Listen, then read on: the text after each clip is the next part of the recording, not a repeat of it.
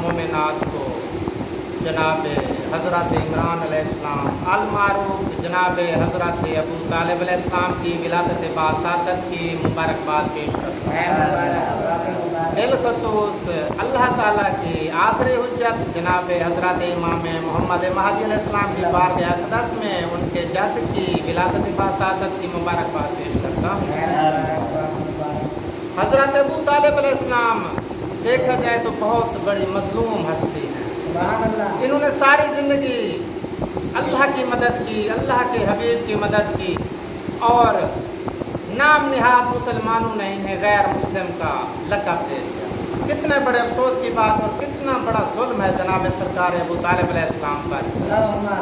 मैं आज के अपने इस मौजू में जनाब हज़रत अबू तालिब अलैहिस्सलाम की विलादत के मौजू पर इनकी कुर्बानियाँ गुजारिश करूँगा कि इन्होंने किस तरह से कुर्बानियाँ दी, और कुरान से साबित करूँगा। मेरी अपनी रिसर्च है, मैं एम.फिल का स्टूडेंट हूँ इस्लामिक स्टडीज़ में, मास्टर इन फिलासफी में तालिब इल्म हूँ इस्लामियात का। मेरी अपनी भी रिसर्च है, थोड़ी सी मेरी अपनी रिसर्च है। तो हज़रत अबू तालिब अलैहिस्सलाम की क्या शान बयान करूँ कि जब इनका बचपन था तो अबरहा नामी लईन आया हमला करने के लिए, काबा को गिराने के लिए। तो उसने सबसे पहले हज़रत अब्दुल मुत्तलिब अलैहिस्सलाम के जानवरों पर कब्ज़ा कर दिया। हज़रत अब्दुल मुत्तलिब अलैहिस्सलाम के जानवरों पर कब्ज़ा क्यों किया? क्योंकि वो जानता था निगरान काबा को अगर कमज़ोर किया जाए, उसकी ताकत को ख़त्म कर दिया जाए, तो फिर मैं काबे को गिराने में कामयाब हो जाऊँगा। तो हज़रत अब्दुल मुत्तलिब अलैहिस्सलाम खाना काबा के सामने आके खड़े हो गए। दाएं जानब हज़रत अब्दुल्ला अलैहिस्सलाम खड़े हैं छोटी सी तलवार लेकर, जनाब अब्दुल्ला रसूल खुदा के वालिद मोहतरम, और हज़रत अब्दुल मुत्तलिब की बाएं तरफ जनाब हज़रत अबू तालिब अलैहिस्सलाम छोटी तलवार लेकर खड़े। और हज़रत अब्दुल मुत्तलिब अलैहिस्सलाम अबरहा को मुखातब करके कहते हैं कि तू जितनी कोशिश कर सकता है कर, तेरी जुर्रत ही नहीं है कि अल्लाह के इस घर को तू हाथ भी लगा सके। तो वो जो ही पहुंचने लगा था काबा के करीब, तो अल्लाह ताला ने अपने इन मददगारों के भी मददगार भेज दिए।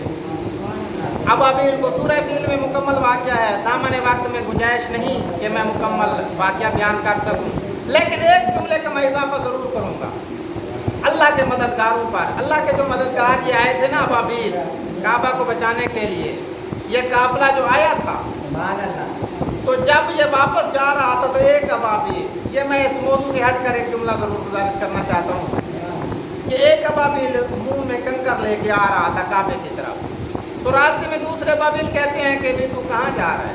तो वो कहते हैं मैं अबरहा को मारने के लिए जा रहा हूँ, वो काबे को गिराने वाला था तो मैं उसको मारने के लिए जा रहा हूँ। दूसरे अबाबील कहते हैं हम जंग जीत चुके हैं, हमने उसे तबाह कर दिया, अब वापस चलो।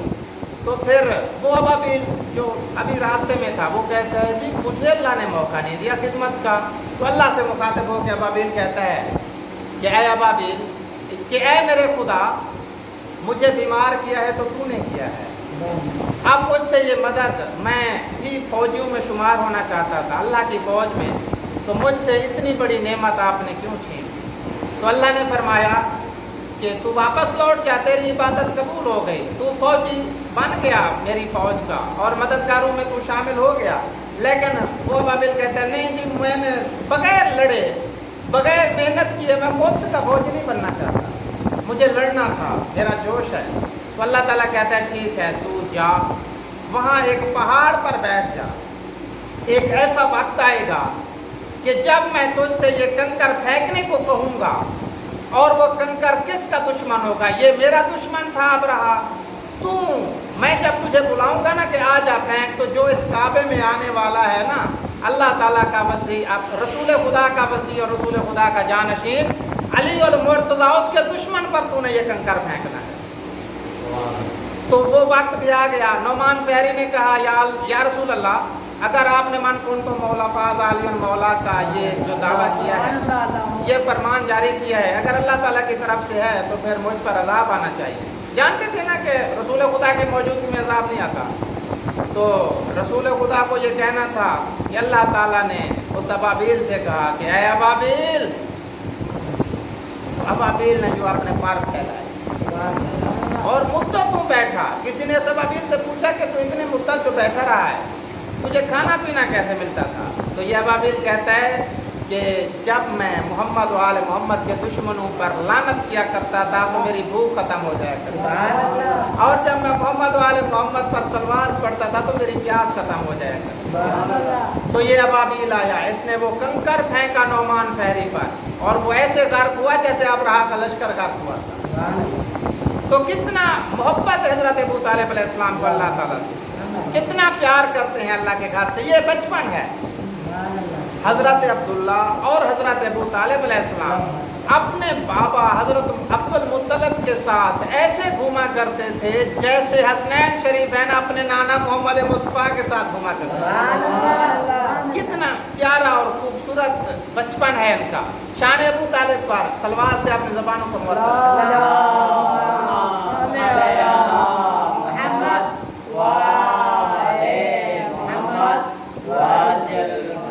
हजरत अबू तालिब अलैहिस्सलाम ने, मैं ऐसा क्यों ना कहूँ कि हजरत अबू तालिब अलैहिस्सलाम ने बचपन में अल्लाह के घर की हिफाजत की, जवानी में अल्लाह के पैगंबर की हिफाजत की। कितनी अजमत है हजरत अबू तालिब अलैहिस्सलाम की। फिर से मुअत्तर करें अपनी ज़बान में।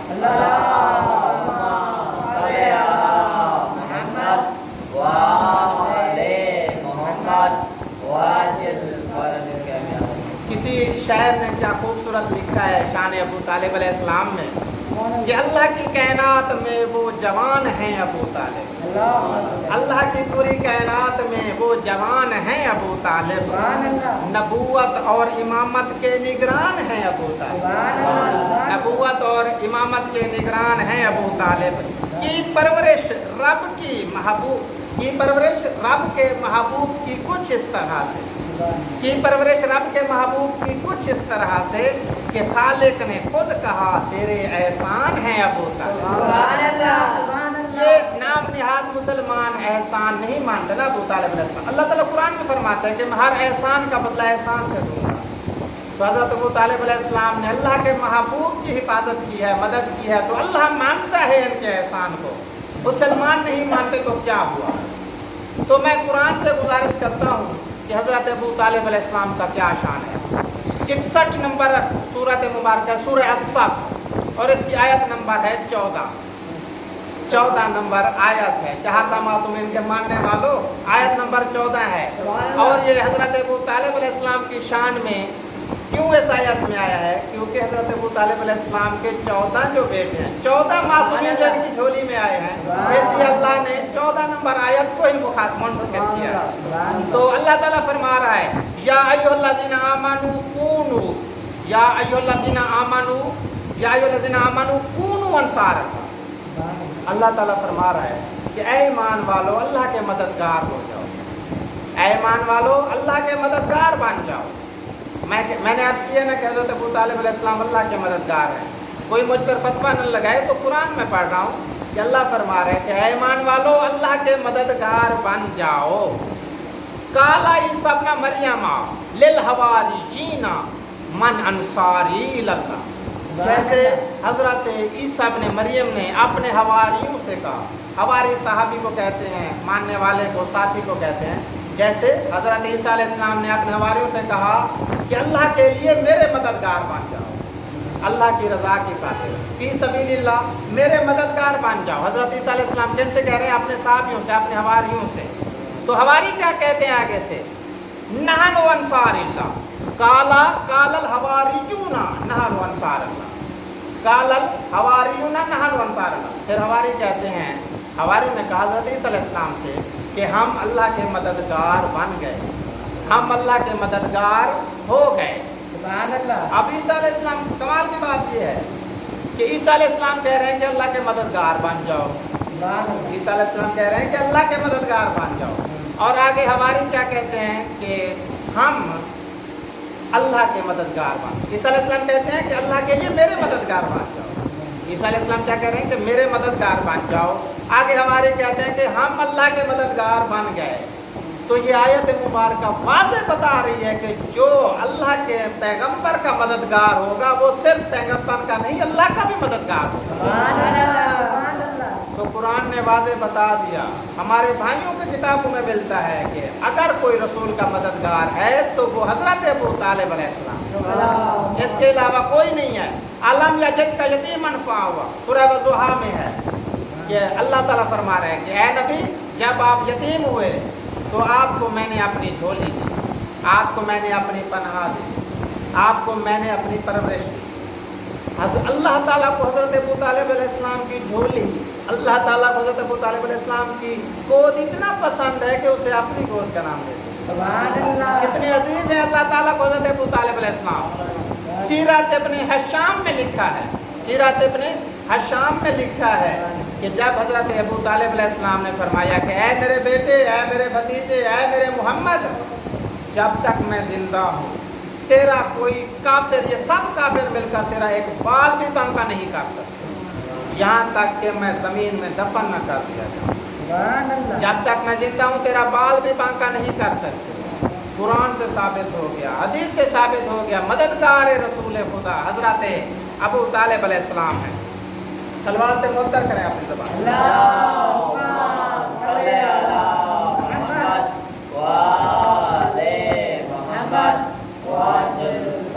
قرآن سے واضح ہوا کہ جو مددگار رسول ہے وہ مددگار خدا ہے.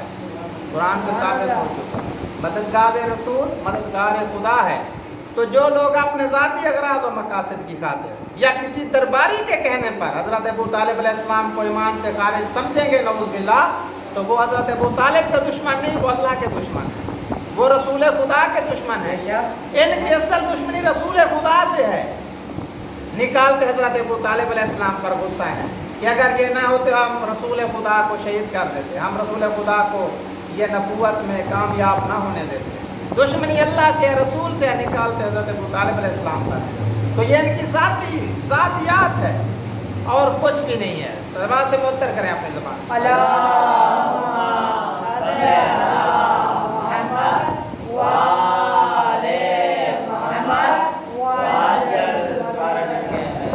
اللہ تعالیٰ قرآن پاک میں فرماتا ہے کہ میں نے آل ابراہیم اور آل عمران کو چن لیا ہے ہدایت کے لیے، مسلمانوں کی، انسانوں کی ہدایت کے لیے آل ابراہیم کو اور آل عمران کو چن لیا ہے.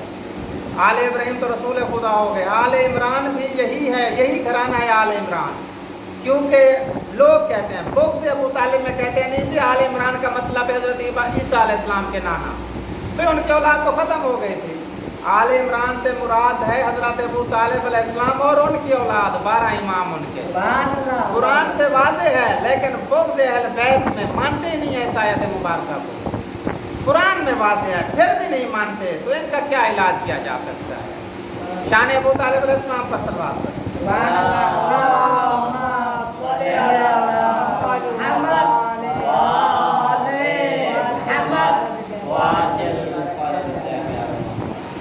غزوہ بدر کے ایام سے، غزوہ بدر ہونے والی تھی، تو ایک بندہ آیا رسول خدا سے فرماتا ہے یا رسول اللہ، رسول اللہ کے اسوہ حسنہ سے متاثر ہو کے آ کے فرماتا ہے یا رسول اللہ میں آپ کا ساتھ دینا چاہتا ہوں، میں آپ کا فوجی، آپ کا سپاہی بن کر ابو سفیان کے خلاف لڑنا چاہتا ہوں.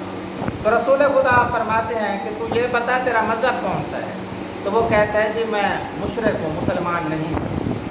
یہ ہمارے بھائیوں کی کتابوں میں لکھا ہے. تو رسول خدا فرماتے ہیں کہ میں کسی مشرک غیر مسلم کی مدد کبھی نہیں لیا کرتا. تو واضح ہو گیا کہ رسول خدا کسی غیر مسلم کی مدد نہیں لیتے، ایک دن کے لیے مدد نہیں لے رہے جنگ میں شامل ہونے کے لیے. تو یہ کیسے ممکن ہے کہ اگر نعوذ باللہ حضرت ابو طالب علیہ السلام نے کلمہ نہیں پڑھا تھا تو 30 سال تک کیسے ان کی مدد لیتے رہے؟ یہ کہاں ممکن ہے بھلا؟ ایک پال کے لیے تو نہیں لے رہے مدد. مثال کے طور پر ایک کسائی ہو یہاں اپنے علاقے میں، وہ اس نے کوئی جانور ذبح کیا ہو لیکن وہ مسلمان نہ ہو، وہ غیر مسلم ہو اور وہ گوشت بھی سستا دے رہا ہو، تو کیا چال ہے؟ ہم مسلمان لینے جائیں گے گوشت اس سے؟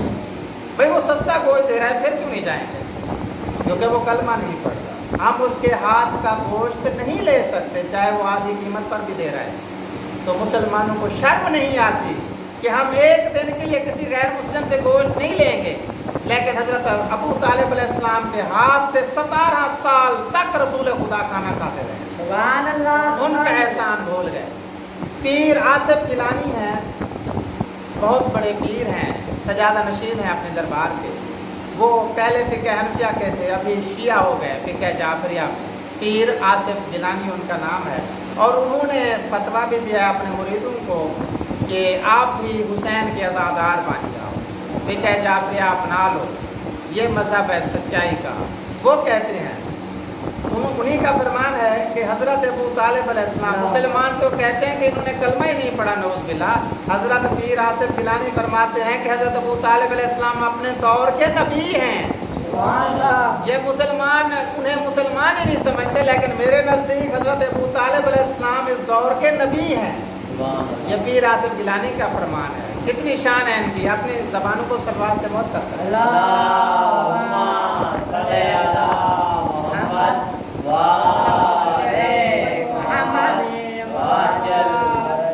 ایک اور مثال دے کے آگے بڑھوں گا کہ ہم سب مسلمان ہیں، تو ہمارا نکاح کوئی غیر مسلم پڑھ سکتا ہے؟ نہیں۔ ہمارے علاقے میں غیر مسلم بھی ہیں، اگر ہم ان سے کہیں کہ ہمیں نکاح پڑھ دو تو ہم نہیں پڑھوائیں گے، کچھ بھی ہو جائے، ان کا نکاح ہے کہ کوئی اور طریقہ ہے ان کا، تو شرم نہیں آتی ان لوگوں کو۔ مانتے بھی ہیں کہ رسول خدا کا نکاح حضرت ابو طالب علیہ السلام نے پڑھا، نکاح مانتے ہیں، اور یہ بھی مانتے ہیں کہ یہ دوسروں کو کلمہ پڑھاتے رہے ہیں، لیکن یہ نہیں مانتے کہ انہوں نے خود نہیں پڑھا۔ ذاتیات کی وجہ سے دشمنی تھی رسول خدا سے، اس سے حضرت ابو طالب علیہ السلام کا نکاح۔ ان کا کوئی علاج نہیں ہے، ان کے دلوں پر مہریں لگ گئی، بھٹک چکے ہیں یہ مکمل طور پر۔ ایک دن حضرت رسول خدا واپس آئے، میں ایک واقعہ سنانا چاہتا ہوں مختصر۔ واپس آئے تو زخمی تھے، ان کے چچا ہیں حضرت امیر حمزہ علیہ السلام۔ وہ پوچھتے ہیں کہ چچا جان، میرے بھتیجے آپ کو کس نے زخمی کیا ہے؟ تو رسول خدا فرماتے ہیں کہ میں تبلیغ خدا کر رہا تھا کہ ابو جہل نے مجھے پتھر مارا ہے۔ تو حضرت امیر حمزہ علیہ السلام کو جلال آیا، انہوں نے اپنا وہ تیر کمان جو ابھی اتارا نہیں تھا، شکار سے واپس آئے تھے، گئے اس کی طرف، ابو طالب کو پکڑ کر اسے وہ کمان مارا اور اسے زخمی کر دیا۔ پھر واپس آئے، اپنے بھتیجے سے کہتے ہیں کہ یا رسول اللہ، میرے بھتیجے، میں نے آپ کا بدلہ لے لیا ہے، میں نے آپ کے دشمن کو جس نے آپ کو زخمی کیا، میں نے اسے زخمی کر دیا ہے۔ تو رسول خدا خوش ہوئے، دعا فرمائی، اور پھر کہتے ہیں، یہ ہمارے اہل سنت برادران کا دعویٰ ہے، وہ کہتے ہیں کہ رسول خدا نے فرمایا کہ میرے چچا، مجھے آپ پر بہت پیار آ رہا ہے، آپ نے میری مدد کی ہے، لہٰذا میں آپ سے گزارش کرتا ہوں کہ آپ میرا کلمہ پڑھ لیں، اللہ کی وحدانیت اور میری نبوت کا اقرار کر کے کلمہ پڑھ لیں۔ تو فوراً اسی وقت حضرت امیر حمزہ علیہ السلام نے کلمہ پڑھ لیا۔ تو میں ان مسلمانوں سے گزارش کرتا ہوں کہ حضرت امیر حمزہ علیہ السلام نے ایک دفعہ مدد کی رسول خدا کی، اور رسول خدا نے پیار کا اظہار کرتے ہوئے ان سے کلمہ پڑھوا لیا۔ اور حضرت ابو طالب علیہ السلام جو 30 سال تک مدد کرتے رہے، انہیں کبھی نہیں کہا کہ آپ پر پیار آ رہا ہے، آپ بھی کلمہ پڑھ لیں۔ کتنے بغض میں ڈوبے ہوئے ہیں یہ لوگ۔ شان ابو طالب علیہ السلام پر صلوات کریں۔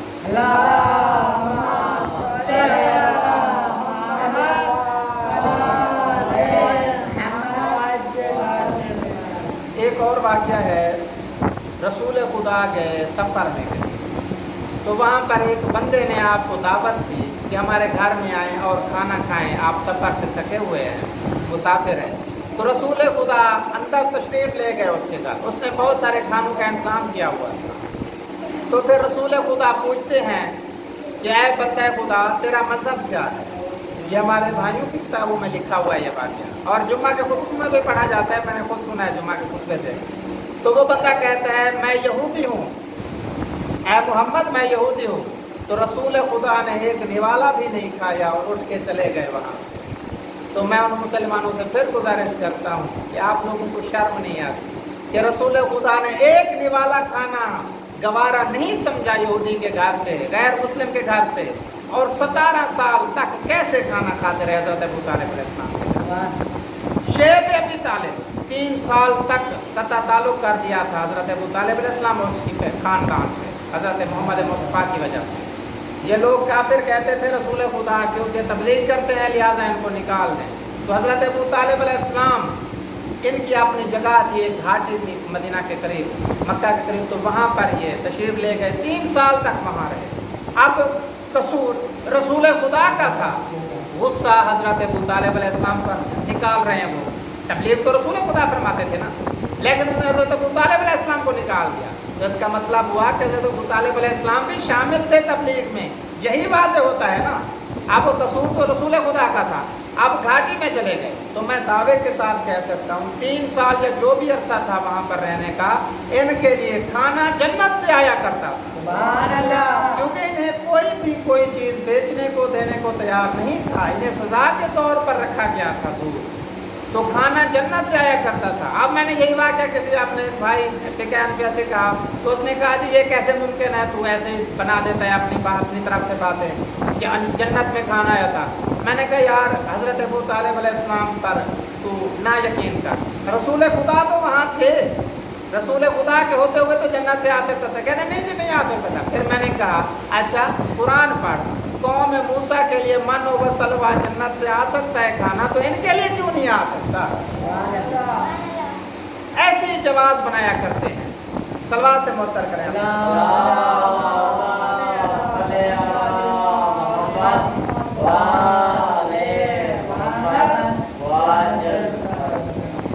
आखिरी एक तो जुमला गुजारिश करना चाहता हूँ कि इसी शुएब अबी तालिब में हज़रत अब्दुल्ला इब्न अब्बास की पैदाइश, जिजाजात भाई हैं रसूल खुदा के, इनकी पैदाइश हुई इसी 3 साल के अरसे में, हज़रत अब्दुल्ला इब्न अब्बास। तो जो ही ये पैदा हुए ना, तो रसूल खुदा ने जाके अपनी पाक लुआब दहन चखाई हज़रत अब्दुल्ला इब्न अब्बास। तो इसका असर क्या हुआ कि पूरी दुनिया के मसालिक लिखते हैं कि एक दफ़ा लुआब दहन चखाने की वजह से हज़रत अब्दुल्ला इब्न अब्बास का हाफ़ज़ा इस कदर बढ़ा, इस कदर बढ़ा के दुनिया के सबसे बड़े आलिम भी हुए हैं, सबसे बड़े हाफिज भी हुए हैं, और सबसे अच्छा हाफजा भी उन्हीं का है, ये मानते हैं। तो हज़रत इमाम हुसैन अलैहिस्सलाम की क्या इज़्ज़त बयान करूँ कि जो खुद फरमाते हैं कि मैं पहले 6 महीने अपनी खुराक अपने नाना मोहम्मद मुस्तफ़ा के मुंह से ज़बान चूस कर लिया करता। क्या कदर मैं बयान करूँ इमाम हुसैन अलैहिस्सलाम की, फिर भी लोग इनको अपना इमाम नहीं मानते। कितने अफसोस की बात है। जन्नत में जाने के दावा करते हैं कि हम जन्नत में जाएंगे, सरदारों से बिगाड़ रखा है, सरदारों की मानते नहीं है। आखिरी जुमला गुजारिश करना चाहता हूँ, इलियास कादरी है हमारे भाई फिक़ह हनफिया के हैं, इलियास कादरी, वो बयान करते हैं, मैंने उनसे वाक़या सुना था कि हज़रत मूसा अलैहिस्सलाम के दौर में एक बंदा था, बहुत गुनाहगार बंदा था।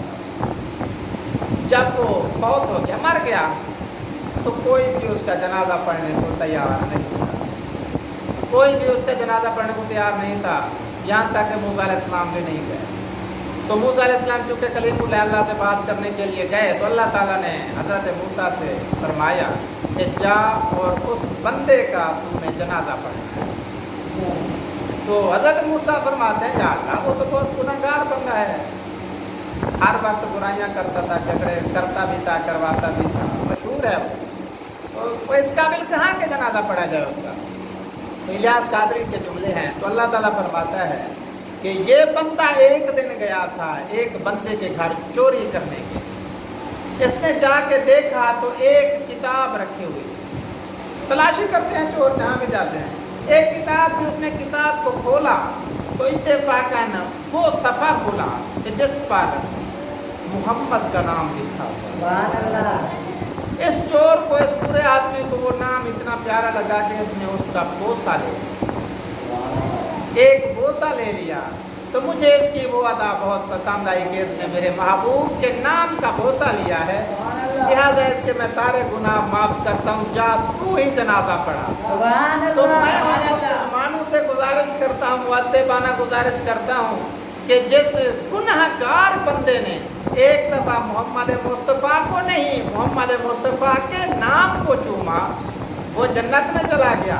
और जो हज़रत अबू तालिब अलैहिस्सलाम 30 साल तक मोहम्मद मुस्तफ़ा की मदद भी करते रहे, चूमते भी रहे, और उसके लिए कहते हो नौज़ बिल्लाह ये जहन्नम में जाएगा।